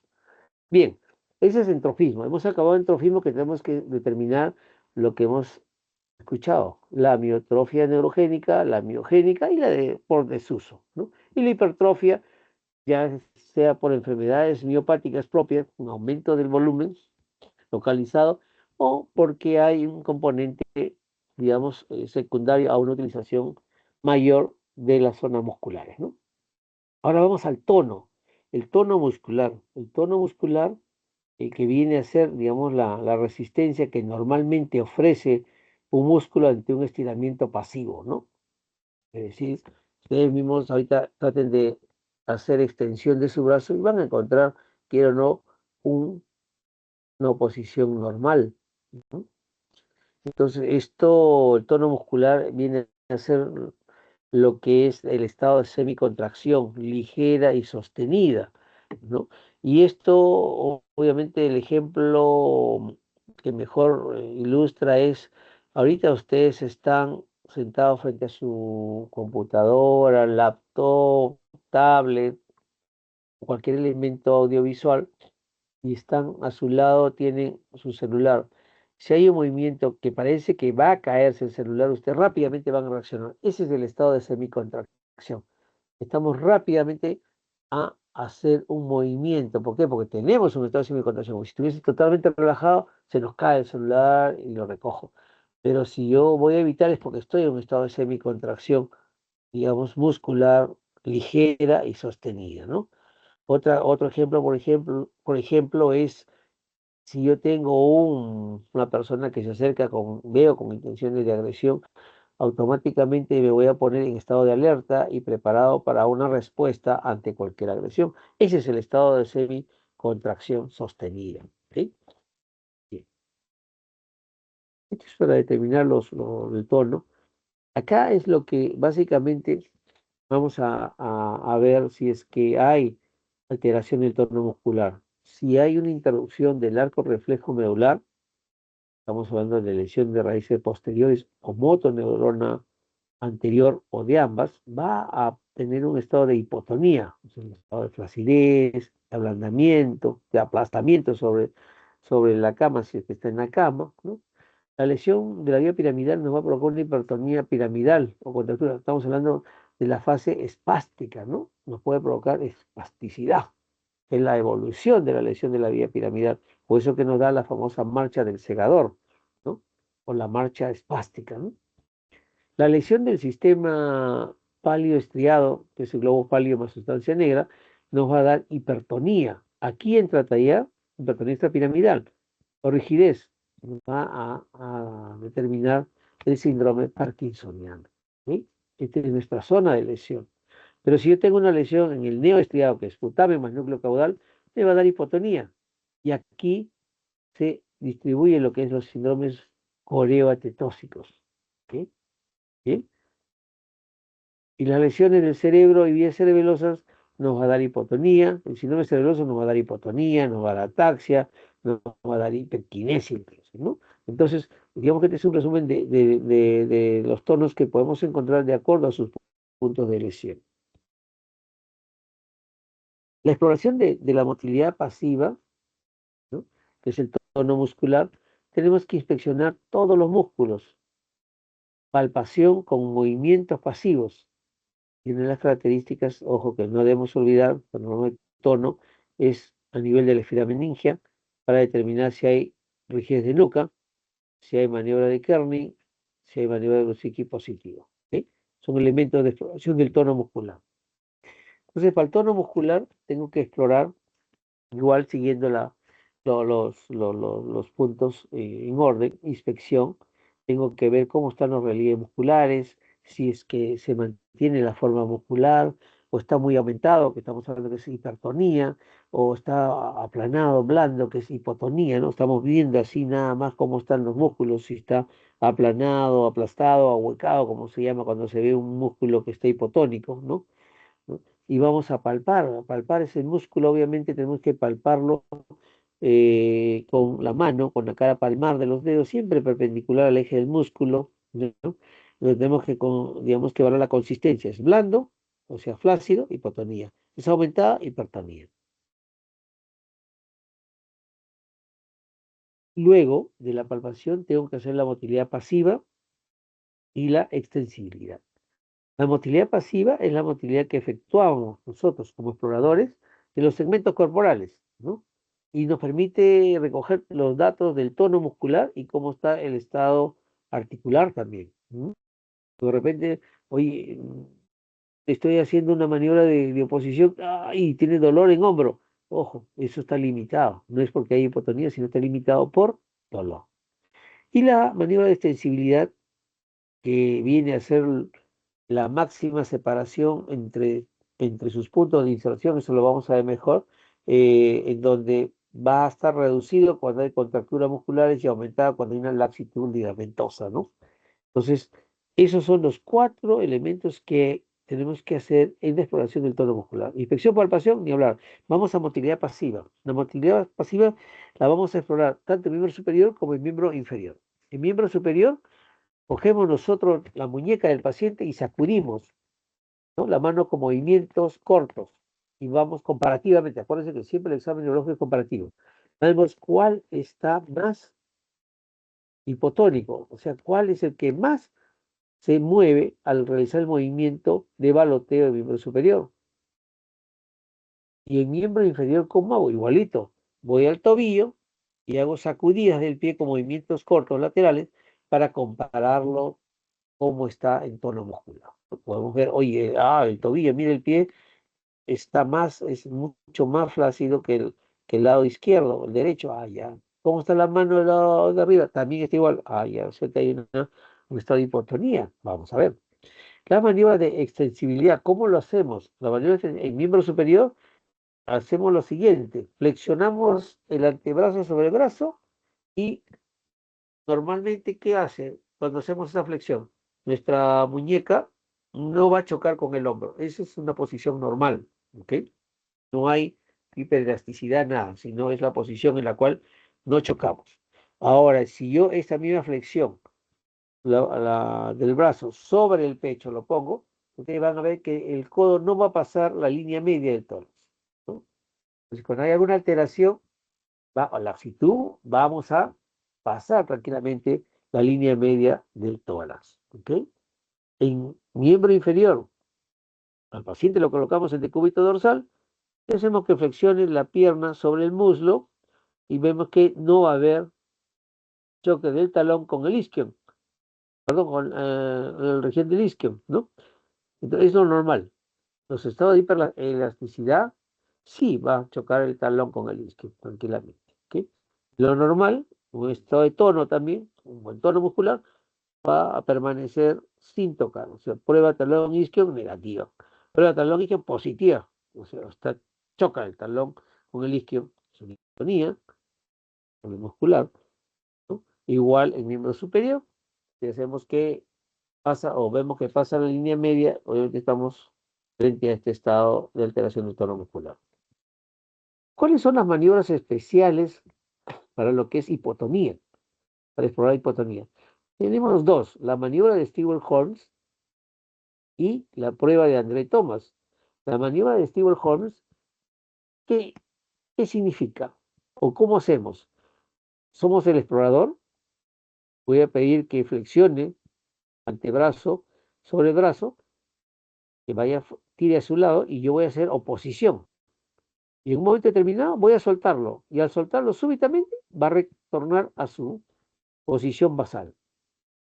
Pero cuando hay estados hipotónicos, no se queda ahí, porque incluso puede golpearse el hombro o puede golpearse el lado derecho de la cabeza por la hipotonía.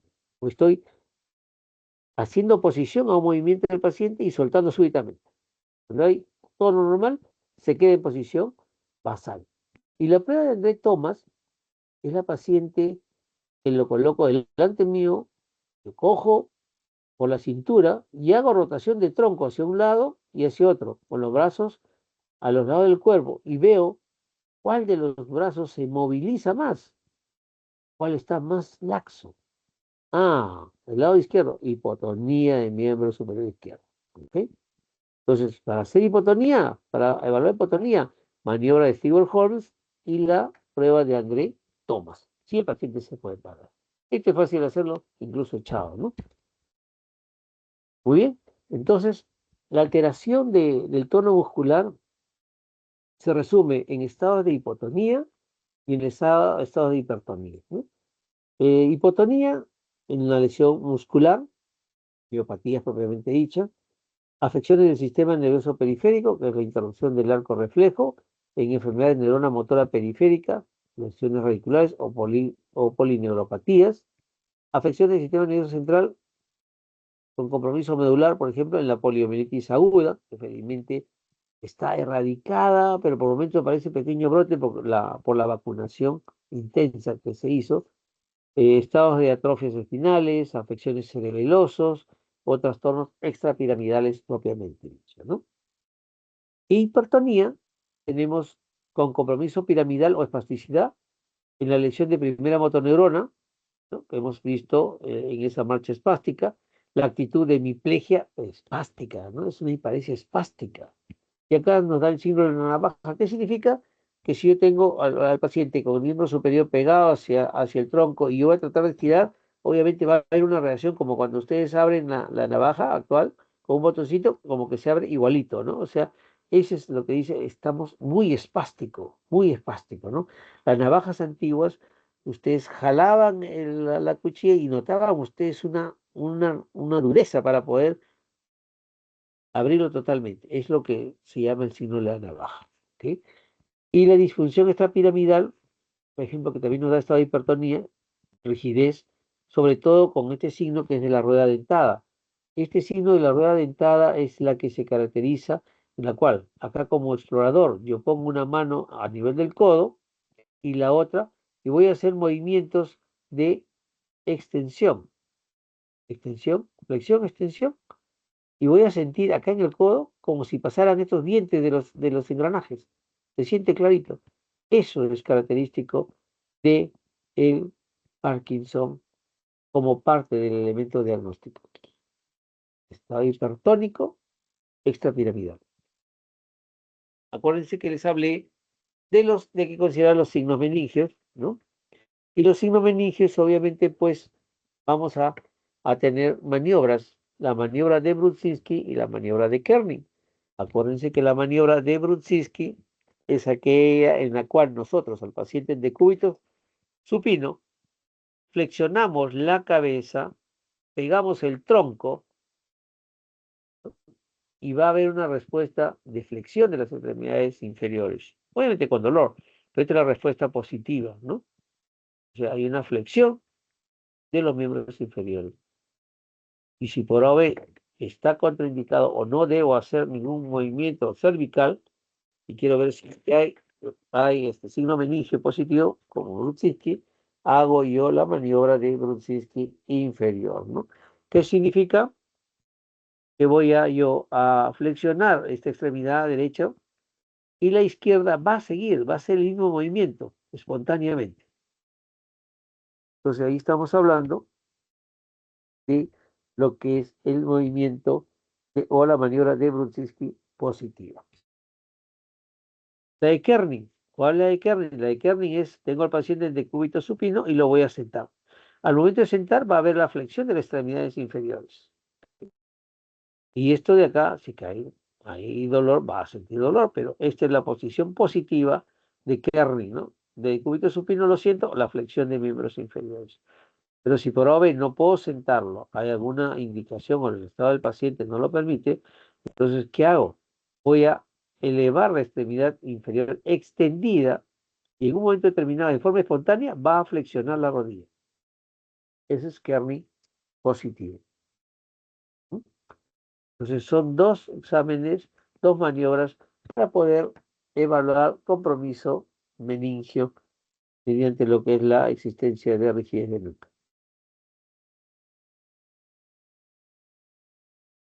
¿Cómo hacemos la fuerza muscular? Ya hemos hablado de trofismo, tono muscular y ahora estamos hablando de fuerza muscular. La fuerza muscular es lo que es la evaluación de la motilidad voluntaria,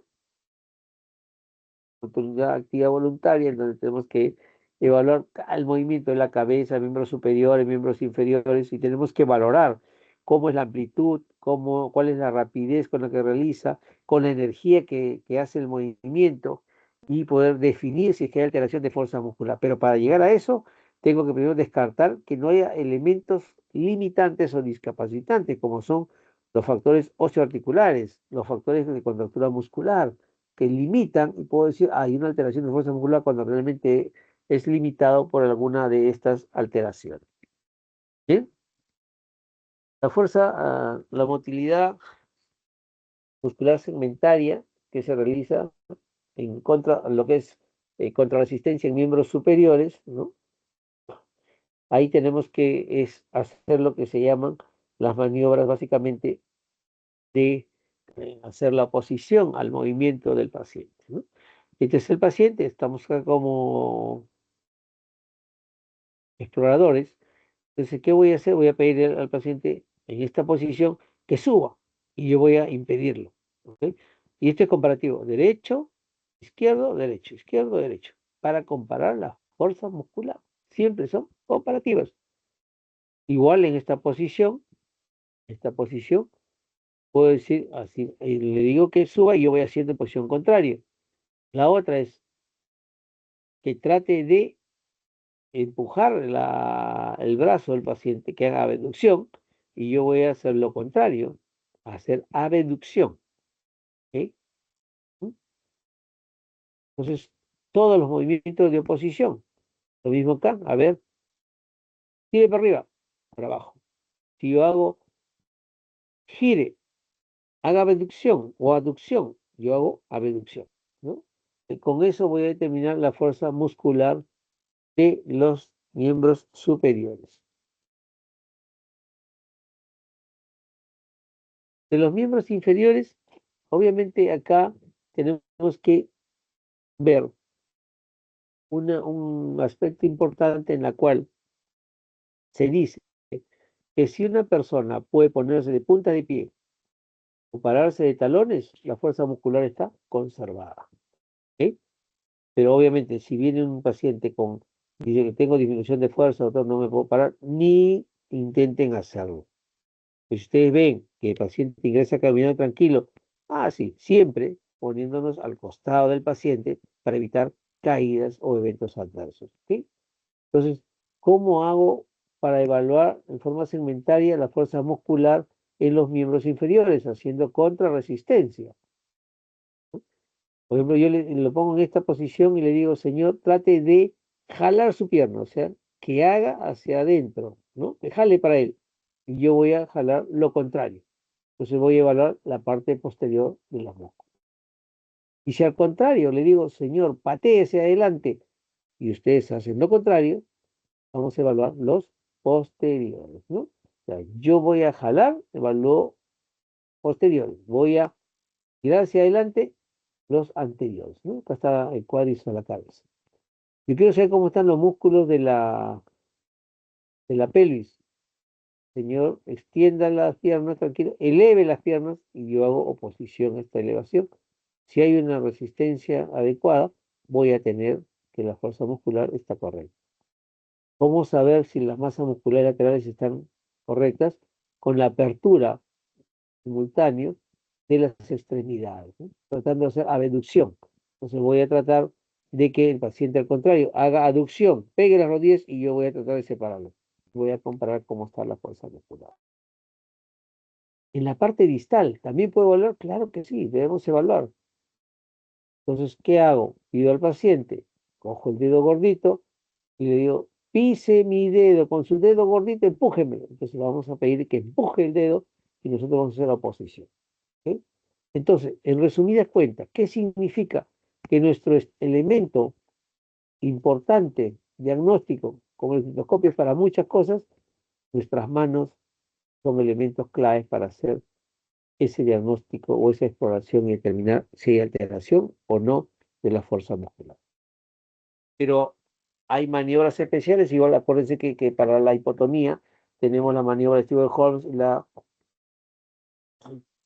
Las dos maniobras para explorar, la de André Thomas y la de Stewart-Holmes para explorar hipotonía. Igual, acá tengo maniobras especiales para explorar fuerza muscular. ¿Ok? Tenemos ahí la primera maniobra, se llama Mingazzini, pero la mayoría lo conoce como maniobra de Barré de miembros superiores. Barré de miembros superiores, quedémonos con Barré de miembros superiores, ¿no? ¿En qué consiste y en qué empleo? Cuando me dice el paciente, tengo disminución de la fuerza de los brazos, no siento que se me cae. Vamos a ver si hay o no hay.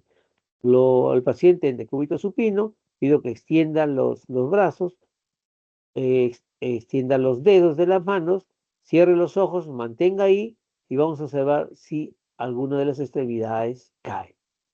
Pero esta caída, cuando es positiva la maniobra de Barré, va a tener una característica que va a haber una pronación de la mano, ¿no? Y ese es un elemento importante para decir si es real, porque está cayendo y está pronando. A diferencia a veces de los cuadros conversivos que dicen se me cae la mano, estiran los brazos y se le cae el brazo, sí es cierto, pero se le cae el brazo en posición, digamos, normal, no con la pronación que hay cuando ocurre una patología de origen neurológico.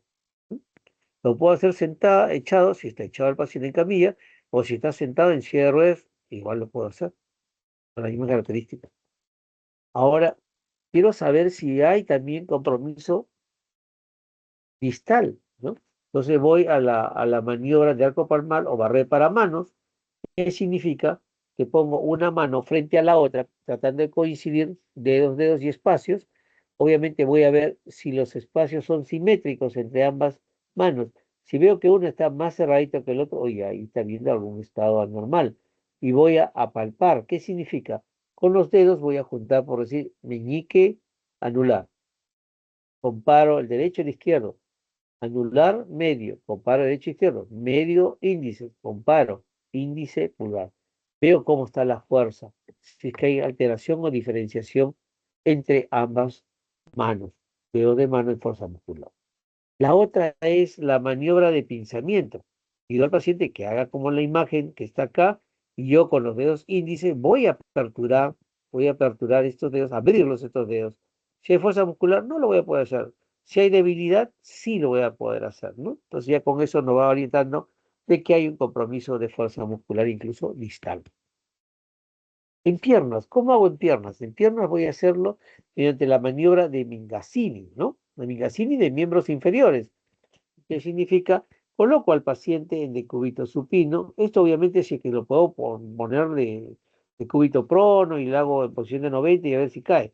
Pero la mayoría de pacientes, si hay complejo neuromuscular, es bien difícil que lo coloquemos acá, así que hagamos la prueba de Mingazzini, la manera de Mingazzini, en donde voy a elevar los miembros inferiores y lo voy a poner en ángulo de 90 y voy a ver cuál es la extremidad que va a caer. ¿Ok? Entonces, para determinar si hay o no hay compromiso de fuerza muscular de miembros inferiores y cuál lado es el que está presentándose. Maniobras de oposición en la región proximal y distal, sí. Proximal en el hombro. Y digan ustedes, señor, levante el hombro. Y ustedes hacen oposición. Derecha, derecha, izquierda. Igual, ¿no? Distal, también. Si yo quiero que tire para arriba y yo hago para abajo. Derecha, izquierda. Siempre comparativo. ¿Ok? Y acá en miembros inferiores la posición, a ver, sobre la cadera. Levante la cadera. Levante. Veo cuál de los lados hay mayor o menor fuerza.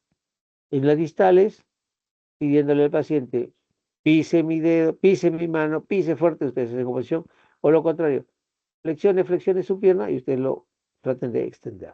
¿Ok? Entonces, para determinar la fuerza muscular, siempre es comparativa. Siempre es comparativa. Cuando ustedes estén en práctica, no un compañero haga el izquierdo, el otro derecho, no. Uno tiene que hacer derecho e izquierdo para que tenga que compararse en fuerza. Si no, de repente yo tengo menos fuerza y mi compañero tiene más fuerza y le va a parecer lo contrario, cuando no es así. Pues un solo evaluador es el que tiene que evaluar de forma comparativa las maniobras de los pacientes. Bien, esta es la escala, esta es la escala que se usa más, en la escala de Daniels, para ver, digamos, el grado de compromiso de fuerza muscular, para que ustedes puedan describirlo, ¿no? Grado 0, ausencia de contracción, o sea, es pléjico el paciente. Grado 1 es contra 1 de 5, 2 de 5, 3 de 5, 4 de 5, 5 de 5, se va titulando la fuerza muscular. 1 de 5 es contracción sin movimiento, o sea, ustedes van a ver que hay contracción. Cuando dice mueva el brazo izquierdo, y van a ver solamente que hay contracción, pero no hay movimiento. Grado 2, hay movimiento completo, pero sin vencer la gravedad, no sube. Grado 3, hay movimiento contra gravedad, pero yo hago la posición y venzo. Y grado 4 es el movimiento con resistencia. ¿Vence la gravedad? Sí, y también hace resistencia un poco cuando yo hago oposición. ¿Sí? Y Daniel 5 es el movimiento normal, ¿no? Con resistencia máxima. Yo hago la oposición y voy a sentir que me va a vencer. Esa es la escala de Daniels. Ratifica fuerza muscular, 4 de 5, 3 de 5, 2 de 5, de acuerdo a lo que ustedes se encuentran según la escala. ¿Bien? En resumen, ¿qué alteraciones de fuerza muscular tenemos? Tenemos dos aspectos, tanto lo que es paresia, que es la reducción de la fuerza muscular o la dificultad para llevar a cabo un movimiento, y la plejía, que es la falta total de fuerza, la incapacidad de mover, eso es plejía. ¿Qué alteraciones vamos a tener? Y aprendamos a definirlo ya. Cuando hay compromiso de un solo miembro, superior o inferior, vamos a titularlo así, monoparesia cuando hay reducción o monoplejía cuando no hay movimiento. Monoparesia braquial cuando se trata de miembro superior y monoparesia o monoplejía crural cuando se trata de miembro inferior. ¿Ok? Hemiparesia, hemiplegia, todos lo conocen, creo, es la afección de todo un hemicuerpo, ya sea derecho o izquierdo. Y la hemiparesia o hemiplegia global y proporcional es cuando la fuerza está comprometida tanto en miembro superior como inferior en la misma intensidad. Si es igual en ambos, ya voy haciendo un diagnóstico topográfico. Probable lesión de arteria cerebral media profunda. Pero si yo tengo una hemiparesia o hemiplegia, predominio braquial del miembro superior, entonces la lesión probable es en la arteria cerebral media superficial. Ojo, superficial. Pero al contrario, si yo tengo una hemiparesia o una hemiplegia a predominio crural del miembro inferior, voy a pensar que mi lesión es la arteria cerebral anterior. Miren cómo ya estamos haciendo topografía de solamente encontrar las hemiparesias. ¿Ok? Bien.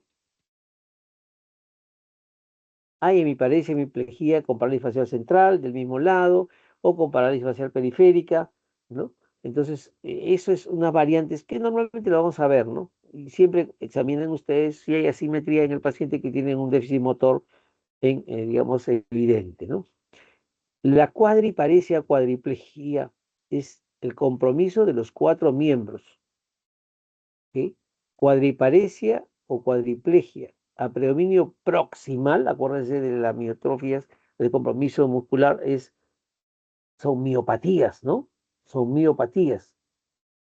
Y cuando es a predominio distal, son polineuropatías. ¿No?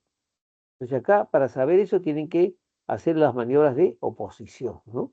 Lo que hemos visto. Y cuando hablamos de afectación de ambos miembros inferiores, hablamos de paraparesia o paraplegia. Ojo, miembros inferiores, paraparesia o paraplegia. Pero cuando hablamos de miembros superiores, no vamos a decir paraparesia de miembros superiores, no, paraparesia o paraplegia es exclusivo de miembros inferiores. Cuando es miembros superiores, es diparesia o diplejía de miembros superiores. ¿Ok? Bien, creo que esta es la última. Este es un resumen de más o menos todo lo que las alteraciones de la motilidad voluntaria, parálisis y paresias, del tono muscular, hipotonía y hipertonía. Y esto corresponde a su clase de reflejos, ¿no? De motilidad refleja profundas, superficiales, anormales, a hiperreflexión profunda, hiperreflexia profunda o osteotendinosa, a reflexia, aparición de reflejos patológicos, ahí viene Babinski, ¿no? Y otros reflejos patológicos, cuando hay alteración de la motilidad involuntaria, los famosos clonus y sincimesias, ¿no? O sea, esto de acá es clase que van a recibir y eso fijen sus conocimientos también para que sepan cuándo tengo clonus, cuándo tengo sincimesias, que son elementos importantes para un diagnóstico. Bien, creo que ya acabamos. Sí. Bueno, entonces, conclusión, la motilidad hay que explorarla tanto cinética como estática. Y tiene que hacerse en posición primaria o de cúbito o de acuerdo a la condición del paciente. Ojo, y hay que considerar que muchos déficits motores pueden ser muy sutiles, ¿no? Y establecer lo que es paresia o plejía es importante. Sobre todo más que estamos en un periodo en donde las enfermedades cerebrovasculares son importantes en el diagnóstico precoz porque hay un tratamiento ya establecido que puede restaurar, digamos, la condición casi basal o basal del paciente. No se nos puede escapar estos exámenes o estas alteraciones. Bien, chicos, es todo lo que tenía que hacer en la segunda clase. No sé si hay alguna pregunta.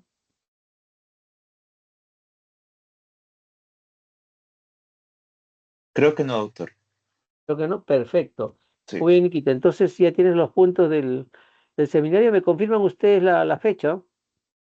sí, doctor. Le voy a pasar primero un pequeño borrador de cómo Ya. podría ser la distribución. Me confirma si está bien y después lo asignamos. Perfecto, perfecto. Está bien, Ok, Nikita. doctor, está bien. Y chicos, ¿Hasta entonces, qué tiempo, doctor, una pregunta más? ¿Hasta qué tiempo límite más o menos tenemos para hacer el seminario? Porque esta semana también tenemos exámenes de diagnóstico por imágenes y creo que también farmacología no, ya la... mira, hasta antes que acabe la Sí. rotación, pues no hay problema. La cosa es que Ah, lo ya está hagamos. bien. Ah, ya ¿Ya? está bien, doctor. No Sí, lo sí. hagamos extremadamente tardío, pero hagámoslo porque es parte de lo que van a ver cotidianamente ustedes en su práctica, ACB. ¿Ya? Sí, doctor, está bien. Sí. Ok. Listo, perfecto. Listo, doctor. Nos vemos. Muy bien, chicos, nos Listo, estamos chicos. viendo. Ok, Listo, chicos. Sí. Listo, chicos, ya se pueden retirar. creo que se han quedado dormidos. ¿Vale? Bueno, doctor, voy a cerrar la sesión. Ok, cierro, Sí, no hay doctor. problema, cierro. Muchas gracias, doctor. Chao, nos vemos. Chao.